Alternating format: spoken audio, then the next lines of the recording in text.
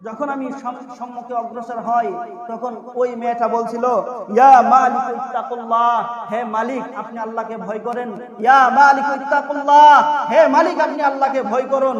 ইয়া মালিক ইত্তাকুল্লাহ, হে মালিক আপনি আল্লাহকে ভয় করুন। ওই সময় আমার দিলের মধ্যে একটা ভয় সৃষ্টি হয়েছে। আমি তার সম্মুখে আর যাই না, আমি তার সাথে খারাপ কাজ করি নাই, আমি তাকে বলছি তুই চলে যা। তখন মেয়েটা চলে যায়। আমি জানি এই কাজ করছি। তখন মুফতি সাহেব কয়, তাহলে ঠিক আছে, তোমার বউ তালাক হয় নাই। ইমাম শাফি রাহমাতুল্লাহি আলাইহি জামানার মধ্যে বাদশা এবং বাদশার স্ত্রী এক পক্ষে ছিল। বাদশা তার স্ত্রীকে ডাকতেছে, স্ত্রী ডাক শুনতেছে না। বাদশা তার বউকে ডাকতেছে, এর মধ্যে সাড়া দেয় নাই।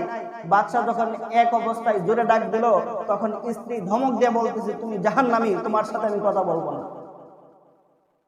বলেন তো কি কথা বলছে? বউ যদি স্বামীরে কয় তুমি জাহান্নামী, তোমার সাথে আমি কথা বলবো না। ওই সময় বাদশাহ রাগের মাথায় বলল, আমি যদি জাহান্নামী হই তাহলে তুমি 3 তালাক। আমি যদি জাহান্নামী হই তাহলে তুমি কয় তালাক? 3 তালাক। বাদশাহ সঙ্গে সঙ্গে বলছে, সকালবেলা ঘুম থেকে ওইটা মাথা ঠিক হয়েছে, এখন বলে আমি কি বললাম, বউ তালাক হয়ে গেলই নাকি কি হইলো? এখন মুফতি সাহেবদেরকে ডাক দিলেন, ও মুফতি সাহেব, এরকম এরকম ব্যাপার, বউ আমাকে বলছে আমি জাহান্নামী, আর আমি সঙ্গে সঙ্গে বললাম আমি জাহান্নামী যদি হই, আমি যদি জান্নাতি না হই তাহলে তো 3 তালাক। এখন বউ আছে না গেছে আমি তো বুঝতে পারতেছি না, বউ তালাক হয়েছে কি হয়েছে না এটা তো বলতে পারবো না, কারণ আপনি জান্নাতি না জাহান্নামী আমরা কিভাবে বলবো? কথা ঠিক আছে না? কোন ব্যক্তিরা জান্নাতি কোন ব্যক্তিরা জাহান্নামী আমরা কি কেউ বলতে পারবো? আমরা তো বলতে পারবো না। মুফতি সাহেবরা কয় আপনি জান্নাতি না জাহান্নামী আমরা কিভাবে বলবো? সুতরাং আমরা জানি না বউ তালাক হয়েছে কিনা। পরে বড় একজন মুফতি সাহেবকে ডাক দিলেন। মুফতি সাহেব আসলেন, আসে বলতেছে, হুজুর এরকম এরকম অবস্থা, বউ তো আমাকে বলছে আমি জাহান্নামী, আমি রাগের মাথায় বলছি আমি যদি জান্নাতি না হই তাহলে 3 তালাক। এখন বউ আছে না গেছে এটা তো বুঝতেছি না, কেউ তো সমাধান দিতে পারতেছে না। তখন হুজুর মুফতি সাহেব ডাইকে নিয়ে বলতেছে, আপনি একটু আমার সাথে একটু আড়ালে আসেন।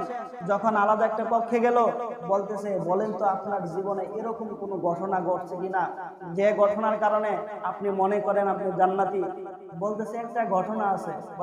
দুপুরের খাবার খাওয়ার পরে কাইলুলা করব, দুপুরে একটু ঘুমাইতে যাইব, ওই সময় ঘরের মধ্যে যখন আমার রুমে যখন প্রবেশ করলাম, প্রবেশ করার পর দেখি আমার যে দাসী বান্দিরা ছিল, আমার যে দাসীরা ছিল, আমার যে ঘরের চাকর নৌকররা ছিল, তার মধ্যে থেকে একটা সুন্দরী একটা মেয়ে ছিল, সে আমার বিছনা গুছাইতেছে।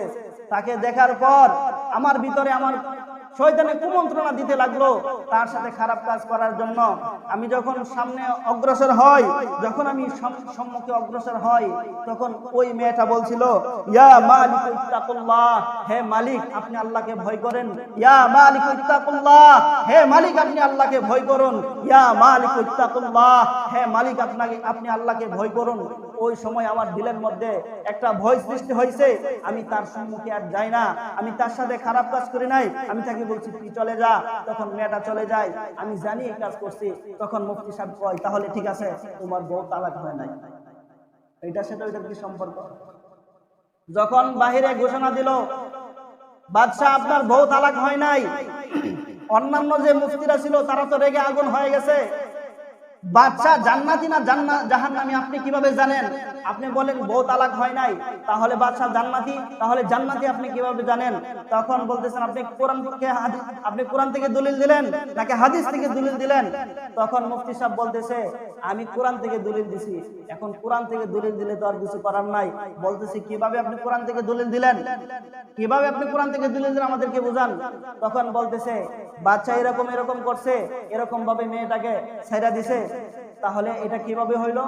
তাহলে আল্লাহ তাআলা কোরআনের মধ্যে একটা আয়াত আছে, আল্লাহ রাব্বুল আলামিন বলেন, ওয়া আম্মা মান খাফা মাকামা রাব্বিহি ওয়া নাহান নাফসা আনিল হাওয়া ফা ইন্নাল জান্নাতা হিয়াল মাওয়া। আল্লাহ রাব্বুল আলামিন বলেন, যারা আমার সামনে দণ্ডায়মান হয়, আমাকে ভয় করে, আমার সামনে দাঁড়ায়, আমার সামনে দণ্ডায়মান হয় এবং নফসের কুমন্ত্রণা থেকে বেঁচে থাকে এবং নফসের কুপ্রবৃত্তি থেকে বেঁচে থাকে, আমি আল্লাহ রাব্বুল আলামিন তাকে জান্নাত দিয়ে দিব। সুবহানাল্লাহ। তাহলে বাচ্চা ওই খারাপ কাজ থেকে দূরে থাকছে, বাচ্চা তার নফসের খাহিশ থেকে দূরে থাকছে। আল্লাহ রাব্বুল আলামিন কোরআনে বলেন, যে ব্যক্তি আল্লাহ তাআলার কাছে তওবা করবে, যে ব্যক্তি তার নফসের খাহিশ থেকে দূরে থাকবে, আল্লাহ রাব্বুল আলামিন বলেন ফা ইন্নাল জান্নাতা হিয়াল মাওয়া। আল্লাহ রাব্বুল আলামিন বলেন তাকে আমি আল্লাহ রাব্বুল আলামিন জান্নাত দিয়ে দিব। সুবহানাল্লাহ। তাহলে কি করলো? বউ তালাক হয় নাই। এই জন্য আমাদেরকে কি করতে হবে? আল্লাহ তাআলাকে ভয় করতে হবে।